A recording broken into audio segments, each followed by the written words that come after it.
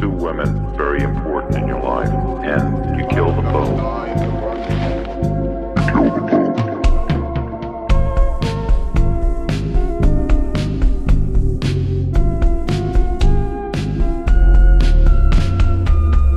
Basically, I was a normal person. Bom dia, boa tarde, boa noite, galera do Apenas um Podcast. Como vocês estão? Vocês devem saber que eu não estou sozinho, eu estou com a minha amiga Marisa. Olá, pessoal. Como vocês estão? Esperamos que esteja tudo bem.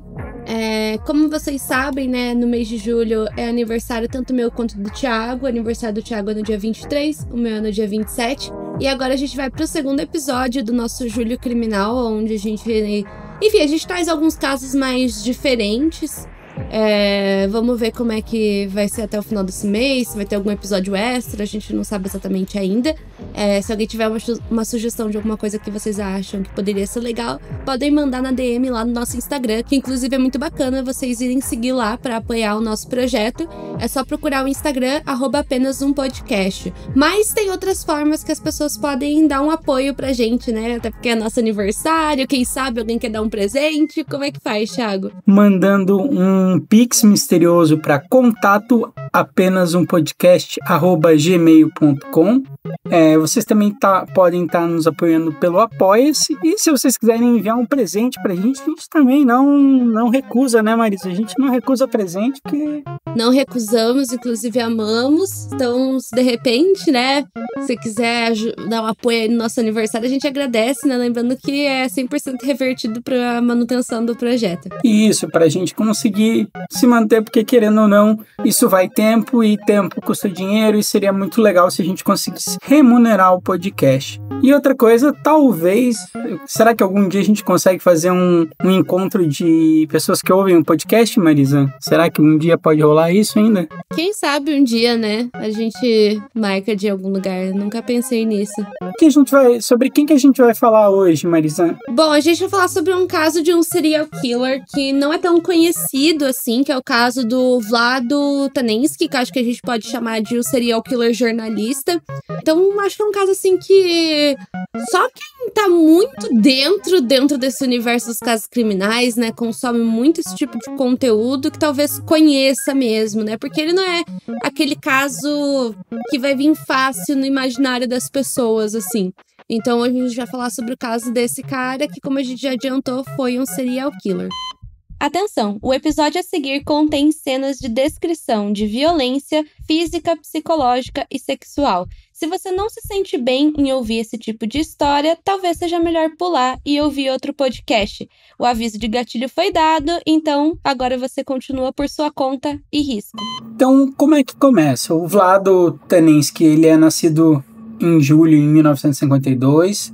Ele era o segundo filho de 3 irmãos. Os pais deles eram conservadores e extremamente restritivos, sabe? No que tocava à educação dos filhos. O pai, ele era um ex-combatente da Segunda Guerra Mundial.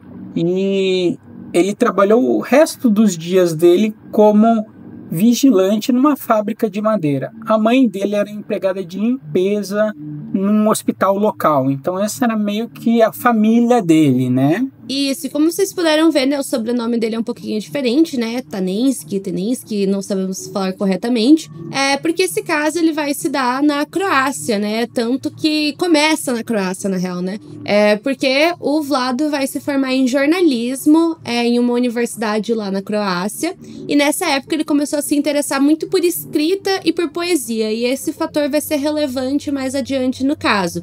Aos 21 anos ele conheceu aquela que seria sua futura esposa, que estudava direito na época, o nome dela era Vesna, e com ela ele teve 2 filhos. Bom, o que acontece é que os dois se conhecem, se apaixonam, né, se casam, mas acontece uma coisa muito trágica dias antes do casamento deles, que foi um acidente de carro que acabou matando o pai e o irmão da Veneska, né, aquela que seria a esposa dele. E devido a esse acidente trágico, a esposa dele foi acometida por uma depressão profunda. E paralelamente, nessa mesma época, o Vlado tinha começado a trabalhar em uma rádio local, o que dava, né, essa possibilidade de que ele finalmente começasse a atuar como repórter. E essa rádio, ela era muito conhecida, né? Eles também tinham um jornal, pelo que eu entendi, e era um dos jornais mais importantes do país, né? Então, assim, era muita coisa que estava acontecendo na vida deles. Sim, tanto que esse jornal era como se fosse, não sei, uma Folha, um Estadão, sabe?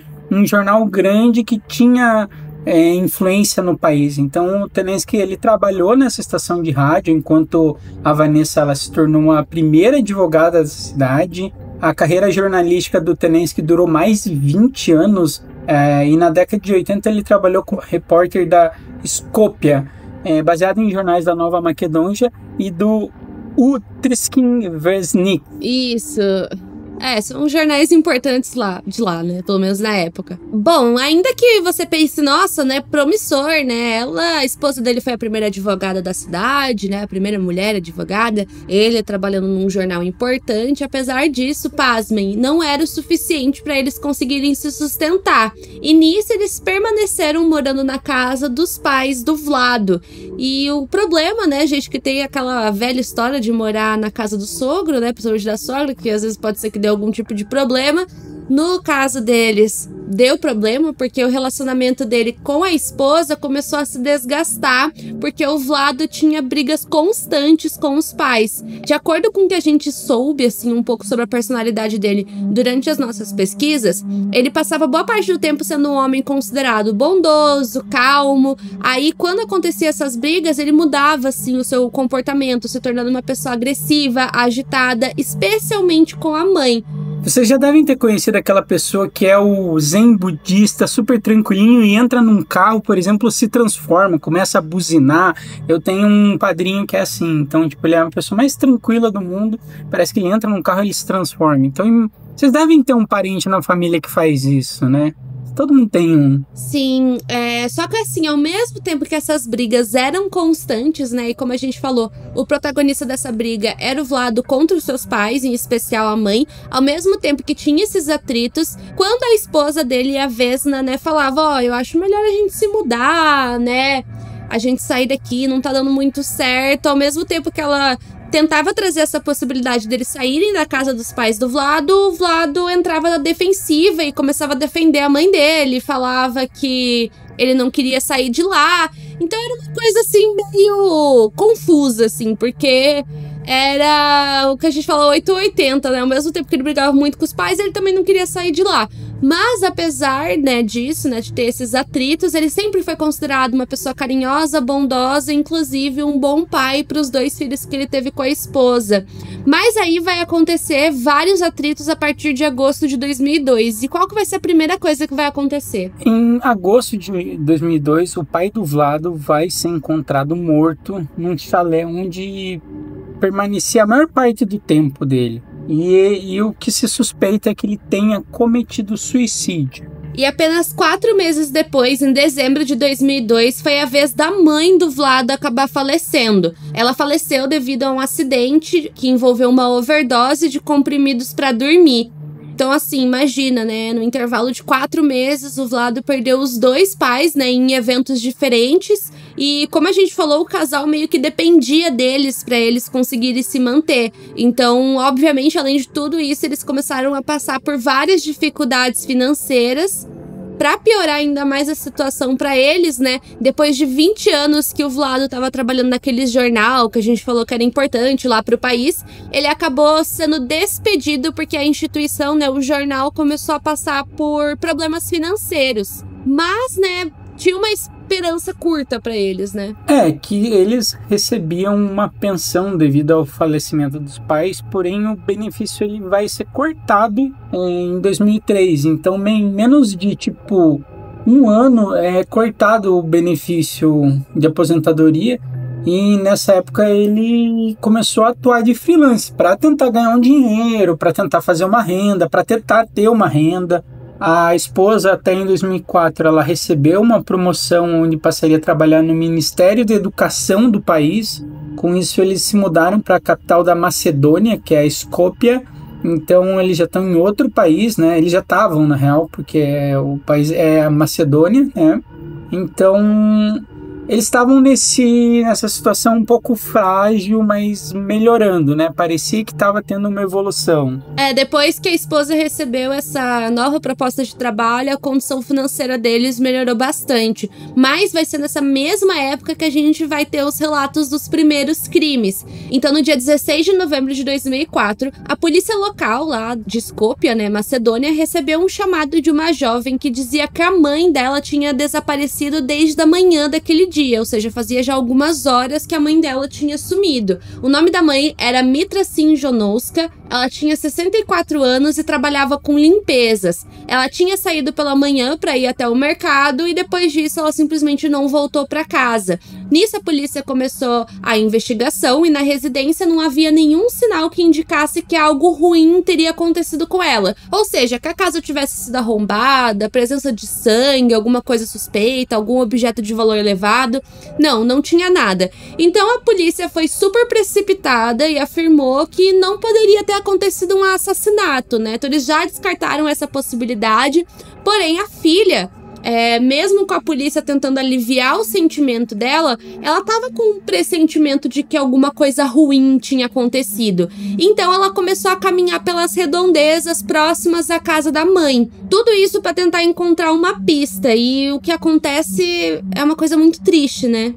Ela vai até a casa de um vizinho que era um jornalista para ver se ele podia publicar a história e a história do desaparecimento também, para ver o que acontecia, né? Se ela tinha alguma informação disso. E esse jornalista era o Vlado Tenenski, e ele já estando habituado a escrever acerca de casos criminais, ele era um jornalista já com bastante tempo de experiência, ele aceitou e fez um artigo sobre o desaparecimento da Mitra, né? E eu falei que é muito triste, porque, spoiler, né, já é meio óbvio pra todos, né, que o Vlado foi o assassino, né? Então por isso que eu acho que a gente pode chamar ele de serial killer jornalista, porque ele mesmo noticiava o caso das vítimas que ele matava. Mas até esse momento, claro que não se sabia ainda que a Mitra tinha sido assassinada e também não se sabia que o Vlado era o assassino. Então, assim, ele publicou o artigo fez até um leve burburinho na época, porém não foi encontrada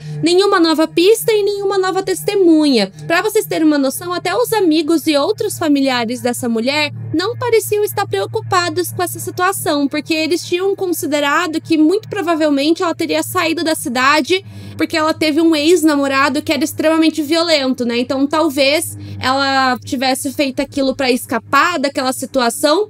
Porém, né, relembrando, o caso começa, né, o desaparecimento dela é dado no dia 16 de novembro de 2004 e alguns meses depois... O corpo dela é encontrado no dia 12 de janeiro de 2005. Então, nesse ínterim de 2 meses, basicamente, o corpo dela é encontrado.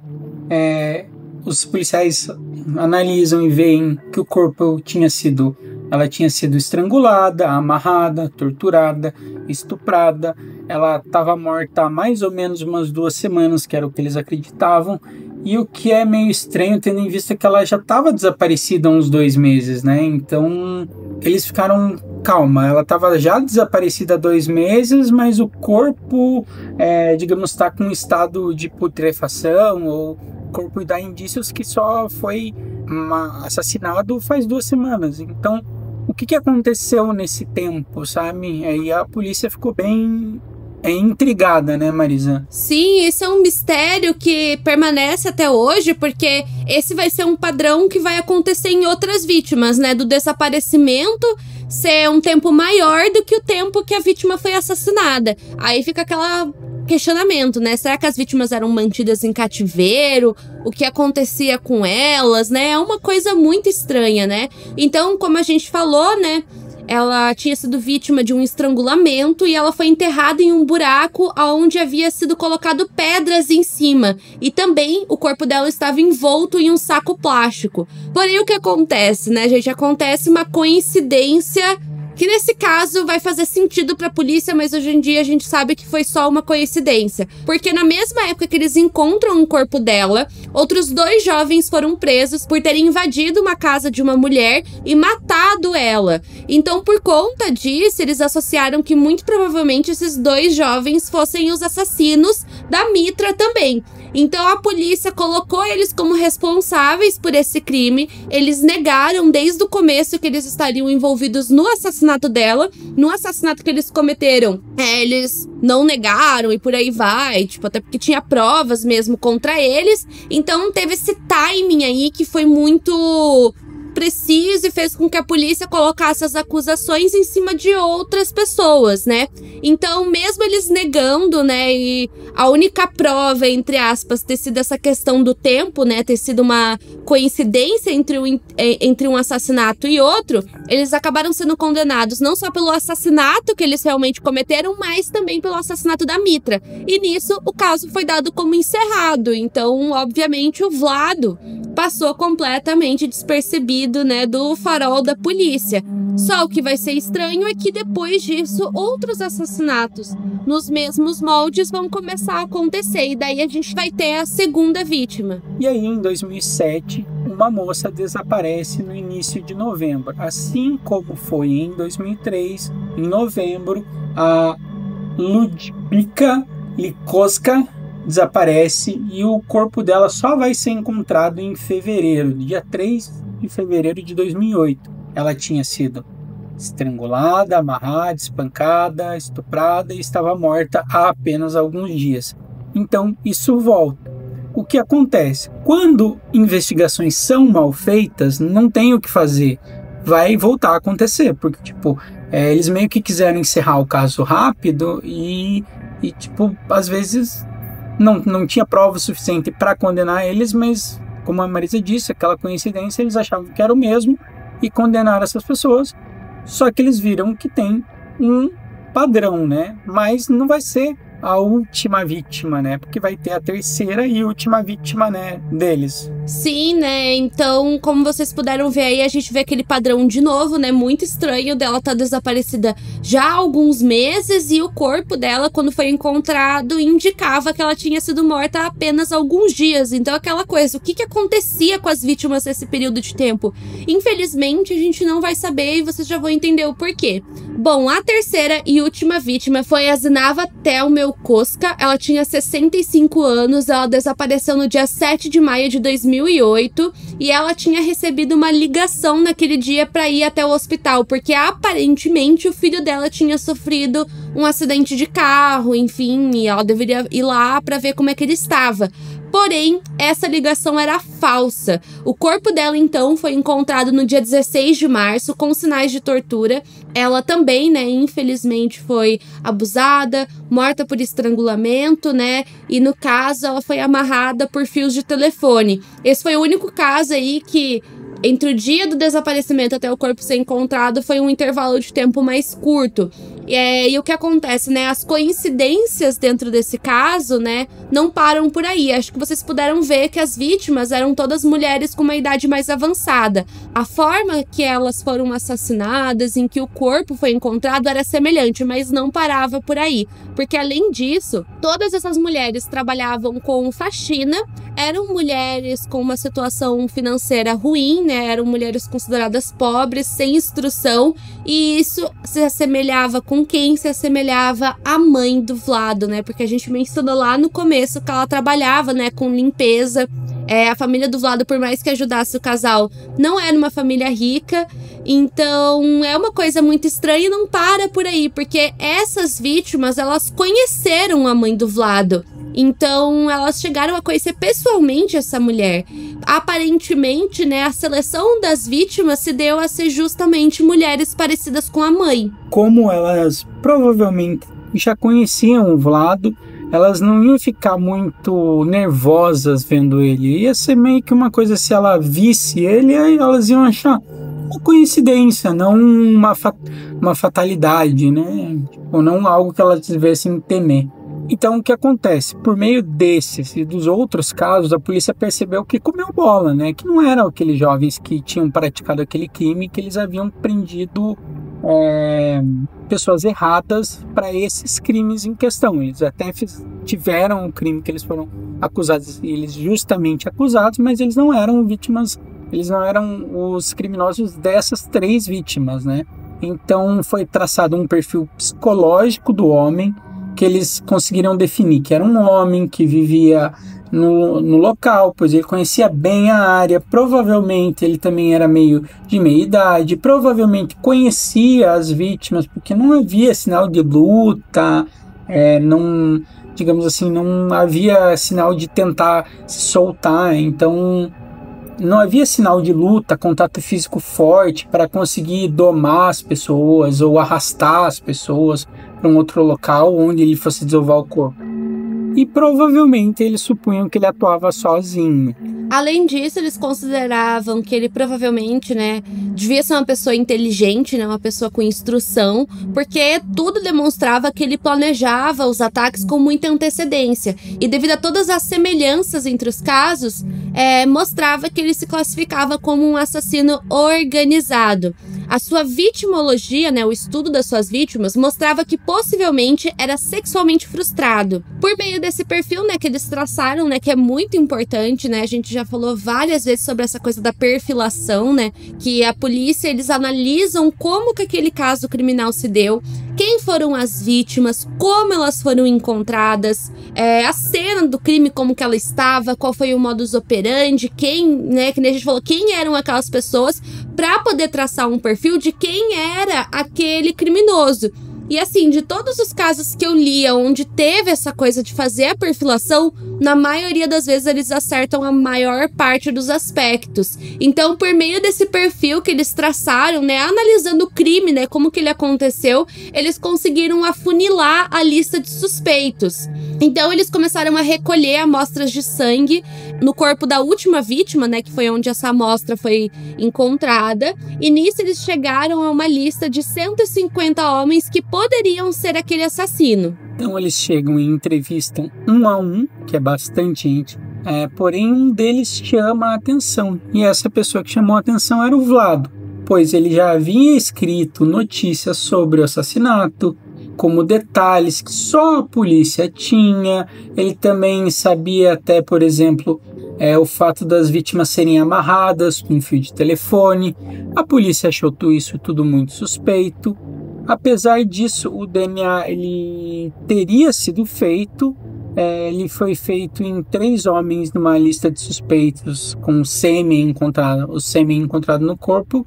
E nisso, o Vlado foi preso no dia 20 de junho de 2008, quando seu teste de DNA deu positivo. Ou seja, aquele sêmen que foi encontrado no corpo das vítimas era do Vlado. Ou seja, tinha muitas provas contra ele, né? Porque, cara, ele escrevia os artigos, né, sobre as próprias vítimas dele. E como a gente falou, essa coisa de ser amarradas com fios de telefone era uma coisa que a polícia não tinha divulgado. Então, tipo, como que ele ia saber isso, né? Era muito suspeito. Então a polícia já estava suspeitando, mas isso não era o suficiente, né? Eles tinham que fazer a prova do DNA, e a prova do DNA só confirma o que já estava estranho. Nisso eles conseguem a permissão de ir até a casa do Vlado, né, para eles examinarem, né, o local. E lá eles encontraram um esconderijo, né? Era um local lá secreto que o Vlado escondia material pornográfico, corda e cordões iguais aos que foram usados para amarrar as vítimas, além de itens que pertenciam às vítimas, né? Itens pessoais, né? Os tais dos troféus que a gente já falou várias vezes aqui nesse podcast. Nisso, o Vlado foi acusado do assassinato de 2 mulheres até esse momento, porém eles estavam preparando para acusá-lo do 3º assassinato, né? Porque como vocês puderam ver ao longo do podcast, foram 3 vítimas. Só que a primeira, como ela é dada, digamos assim, outras pessoas são acusadas, ainda tem deve ter tido uma questão legal nisso, para eles conseguirem mudar e acusar o Vlado, né? Só que o que é que acontece? A esposa do Vlado, ela fica de que lado? Do lado da polícia ou do lado dele? Ela fica do lado dele porque ela ficou incrédula, né? Ela não conseguiu aceitar que o marido dela era o assassino. Porque, como a gente falou, tirando aqueles atritos que ele tinha com os pais dele, com a esposa e com os filhos, ele era excelente. Ele tratava eles muito bem. Então, no começo, assim, a Vesna, ela não conseguiu aceitar. E pelo que eu vi, tipo, ela parece que não aceitou muito bem até hoje, né? Porém, no dia 23 de junho de 2008, 3 dias depois dele ter sido preso por conta desses assassinatos, o Vlado foi encontrado morto na sua cela, que ficava numa cidade chamada Tetovo. Tava de joelhos, com a cabeça dentro de um balde que estava cheio d'água. Inclusive, era uma água suja, pelo que foi descrito pela polícia. E a causa da morte teria sido suicídio por afogamento. E não para por aí, né? Porque tem mais coisas estranhas na cena que ele morreu, né? O que acontece? O Tenenski, eles olham e veem que ele estava com 3 coisas guardadas no bolso dele. Um bilhete de comboio de Kishevo para Skopje, uma carteira de antidepressivo e um bilhete dirigido às autoridades para que vissem debaixo das suas almofadas, né? E aí eles encontram um outro bilhete. Então o que ele fala? Estou orgulhoso da minha família e os amo muito. Não fiz nada do que sou acusado. Não cometi esses assassinatos.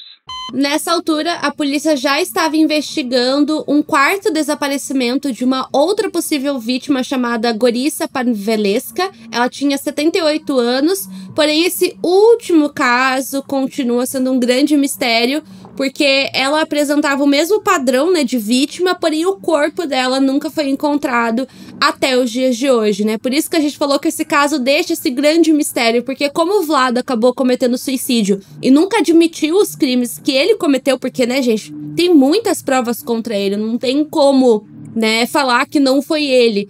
Como ele acabou cometendo suicídio, a gente nunca vai entender muito bem o que acontecia com as vítimas, né? Eu acho que é um dos maiores mistérios desse caso. Acho que a gente até pode chegar no momento 5 centavos. Vamos lá?